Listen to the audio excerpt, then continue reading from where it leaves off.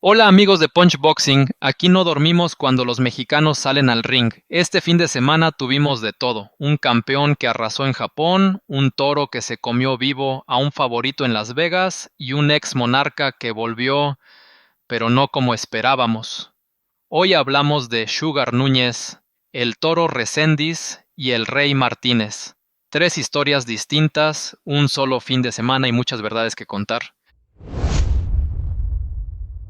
Dicen que las derrotas enseñan, pero eso aplica cuando alguien quiere aprender. En el caso de Caleb Plant, todo indica que su discurso ha evolucionado más que su boxeo, porque ya van 3 derrotas grandes, Canelo, Benavides y ahora Reséndiz, y en cada una ha dicho lo mismo con distintas palabras, que aprendió, que está mejor, que ahora sí, y sin embargo en el ring repite el mismo libreto, jab sin daño, piernas sin dirección y clinch cada vez que el rival lo aprieta.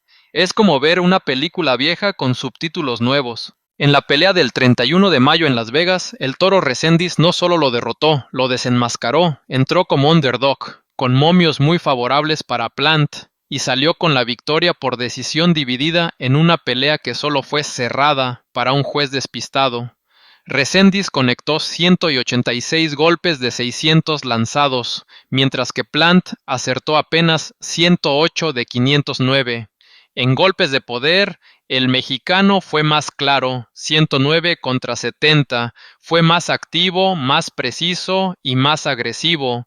Sin embargo, un juez vio la pelea 115-113 a favor de Plant. Afortunadamente, los otros dos anotaron 116-112 para Reséndiz, haciendo justicia a lo que realmente sucedió arriba del ring. Lo preocupante no es solo que Plant haya perdido, sino cómo lo hizo. Una vez más, se quedó sin plan B. En cuanto Reséndiz comenzó a presionar, el esquema de Plant colapsó. No supo cómo quitarse la presión ni cómo responder con combinaciones. El jab se volvió decorativo, el movimiento predecible y los abrazos su único recurso defensivo real. Es evidente que su estilo se ha vuelto plano contra rivales con ritmo, potencia y hambre. Contra Canelo se le acabó el aire, contra Benavides no aguantó la presión y ahora con Reséndiz ni siquiera pudo lucir, porque el toro no fue un agresivo desordenado, fue un peleador con cabeza. Midió tiempos, trabajó al cuerpo y cortó el ring como se hace cuando alguien quiere ganar de verdad, no solo cobrar. Plant, por el contrario, pareció más preocupado por no equivocarse que por ganar. Demasiado calculador, demasiado conservador y muy poco dispuesto a arriesgar. Se dedicó a correr y abrazar, esperando que los jueces lo premiaran por estilo. Y no es que Reséndiz sea una bestia técnica ni un genio del ring, pero mostró algo que Plant lleva tiempo sin enseñar: crecimiento. Ya había dado señales cuando noqueó a Jarrett Hurd en 2023 y ahora confirmó que no fue casualidad. Peleó con madurez, con ritmo y con una lectura clara del rival. Sabía que si le daba espacio a Plant, le regalaba la pelea. Por eso presionó, recortó ángulos y golpeó cuando Plant aún no se acomodaba. Eso es boxeo con fundamentos. No se trata solo de moverse bien o tener defensa, se trata de imponer. Y esa fue la palabra clave en esta pelea: imposición. Reséndiz no dejó que Plant dictara los términos, no cayó en su ritmo. No se desesperó cuando lo abrazaban ni cuando parecía que el jab lo frenaba. Lo fue cercando, sin hacer mucho ruido pero haciendo daño. Y eso, contra un rival con nombre y experiencia, tiene muchísimo valor. Después del combate, algunos fanáticos, los de siempre, dijeron que fue una pelea pareja, que Plant lució bien. Pero lucir bien haciendo qué, abrazar más, evitar pelear, lanzar jabs al aire. Incluso su entrenador, Stephen Bradman Edwards, reconoció que su pupilo dejó de lanzar, que debió controlar los primeros asaltos sin gastar tanta energía. En otras palabras, que su plan no funcionó. Y eso no se puede esconder con entrevistas ni discursos motivacionales. La verdad es más simple: Plant se ha estancado. Cree que por tener buen físico y saber moverse ya hizo la tarea. Pero no todo se resuelve con piernas y jab. No cuando enfrente tienes a alguien que no respeta tu currículum. Reséndiz fue al grano, no a posar para la cámara. Lo irónico es que Plant había vendido esta pelea como la prueba final antes de ir por Charlo. Incluso PBC estaba preparando esa promoción. Pero ahora, ¿qué queda? Un ex campeón que lleva 3 derrotas en sus últimas 5 peleas.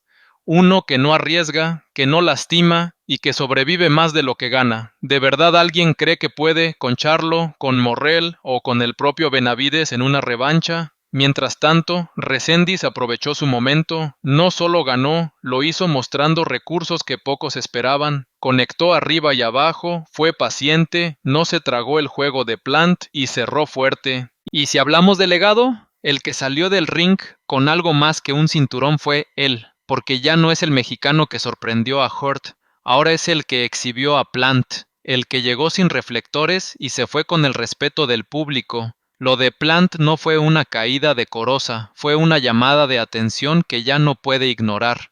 Si quiere seguir siendo relevante, tendrá que cambiar de libreto o empezar a acostumbrarse al papel de exfigura, porque el boxeo no se detiene. Y mientras unos repiten excusas, otros como Reséndiz aprenden, ajustan y ejecutan. El pasado sábado 31 de mayo de 2025, en el Palenque del FEX en Mexicali, Baja California, Julio César "El Rey" Martínez volvió al ring después de más de un año de ausencia. Su regreso generaba expectativa no solo por su historial como ex campeón mundial del CMB en peso mosca, sino también por las circunstancias que rodeaban su carrera, problemas de dopaje, lesiones y una irregularidad que lo ha alejado del nivel que alguna vez mostró en la élite. Su rival fue el sonorense Gerardo "Jackie" Valenzuela, un boxeador de 22 años que llegó con marca de 12-4, con 10 knockouts y que, según se menciona en foros como Boxing Forum 24, el rival se reemplazó con 24 horas de anticipación, ya que originalmente estaba programado Xavier López Núñez. A diferencia de otras ocasiones donde Martínez partía como claro favorito, esta vez la incertidumbre flotaba en el aire. ¿Qué tan preparado llegaba? ¿Qué tanto le pesaría el tiempo fuera del ring? Desde los primeros asaltos, la pelea fue competitiva. Martínez, con su estilo característico de presión y explosividad, intentó tomar el centro del ring, pero Valenzuela no se arrugó. El joven sonorense mostró inteligencia táctica, buena resistencia y una capacidad para responder sin intimidarse ante el mayor cartel de su oponente. Conforme avanzaron los episodios, el Rey fue perdiendo claridad. Aunque conectó algunos buenos golpes, su ritmo se notaba irregular. La falta de continuidad en su carrera y los meses fuera del ring le cobraron factura. Para el octavo asalto fue cuando se rompió todo. Desde los primeros asaltos, la pelea fue competitiva. Martínez, con su estilo característico de presión y explosividad, intentó tomar el centro del ring, pero Valenzuela no se arrugó. El joven sonorense mostró inteligencia táctica, buena resistencia y una capacidad para responder sin intimidarse ante el mayor cartel de su oponente. Conforme avanzaron los episodios, el Rey fue perdiendo claridad. Aunque conectó algunos buenos golpes, su ritmo se notaba irregular. La falta de continuidad en su carrera y los meses fuera del ring le cobraron factura. Para el octavo asalto fue cuando se rompió todo. Martínez lanzó un gancho al hígado con su mano izquierda, su mejor arma, y de inmediato se apartó, visiblemente adolorido. Se tocó el brazo con molestia. El referee detuvo la acción y llamó al médico de ring. Tras una rápida revisión, se determinó que Martínez no podía continuar. La pelea fue detenida y Gerardo Valenzuela fue declarado vencedor por nocaut técnico. Hasta ahí lo oficial, pero fuera del ring la discusión fue otra. Algunos aficionados comenzaron a señalar que el Rey ya venía mostrando señales de agotamiento, que su lenguaje corporal decía más que su boxeo, y que la lesión pudo haber sido la salida que encontró para no seguir una pelea que se le estaba escapando. ¿Verdad o mentira? Es difícil saberlo. Lo único cierto es que Martínez mostró dolor genuino al momento de la lesión y que no protestó cuando se dio por finalizada la contienda. Vale recordar que cuando el Rey se unió al Canelo Team hubo mucha expectativa. Se pensaba que ese cambio lo llevaría a nuevos niveles, pero en lugar de ascender, su carrera entró en una espiral descendente. Lo único que consiguió fue una suspensión de 9 meses tras dar positivo en un control antidopaje en 2023, justo después de su victoria sobre Ronald Batista. A partir de ahí, su nombre empezó a pesar más por lo que pasa fuera del ring que por lo que logra dentro. La derrota ante Valenzuela representó un golpe duro a sus aspiraciones de volver a los primeros planos. A sus 29 años, su futuro es incierto. Ha perdido 3 de sus últimas 5 peleas, y los expertos comienzan a preguntarse si ya pasó su mejor momento.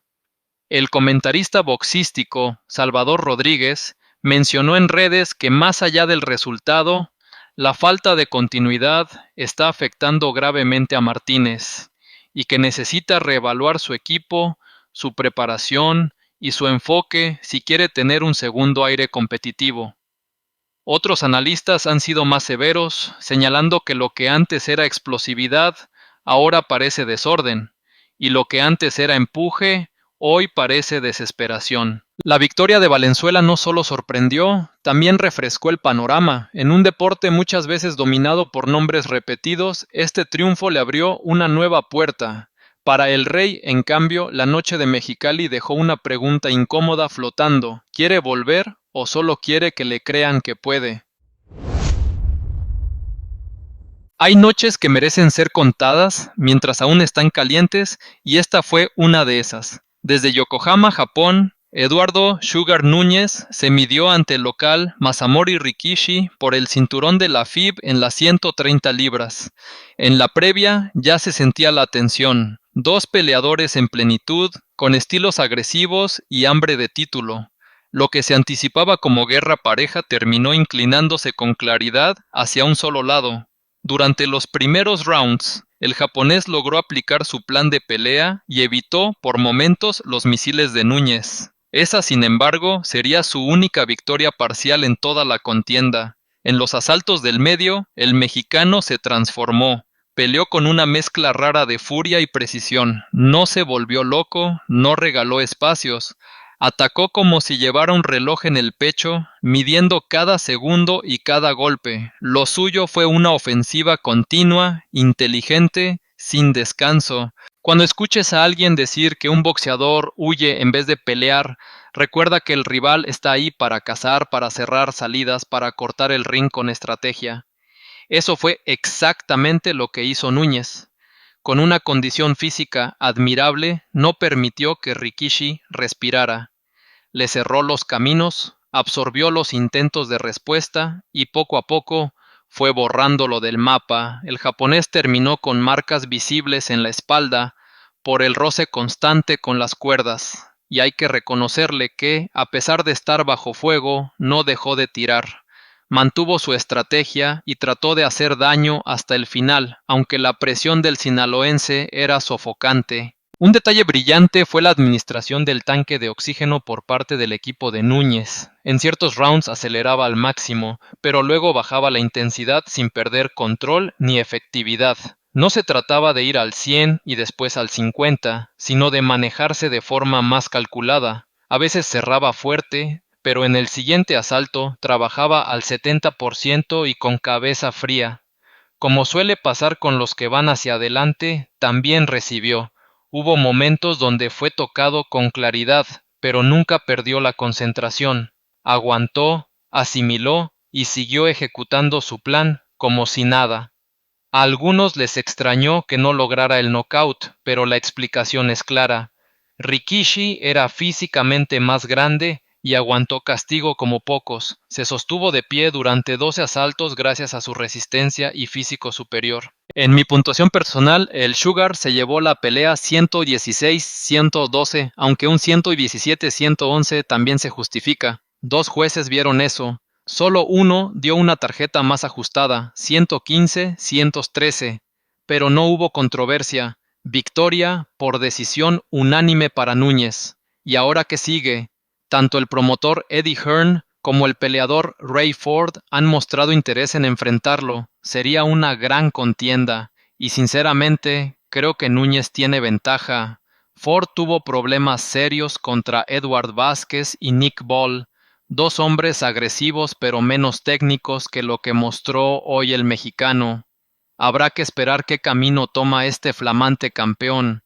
Si disfrutaron este resumen, pueden dejar su pulgar arriba, compartirlo y suscribirse para no perderse las novedades, análisis y predicciones del noble arte de los puños.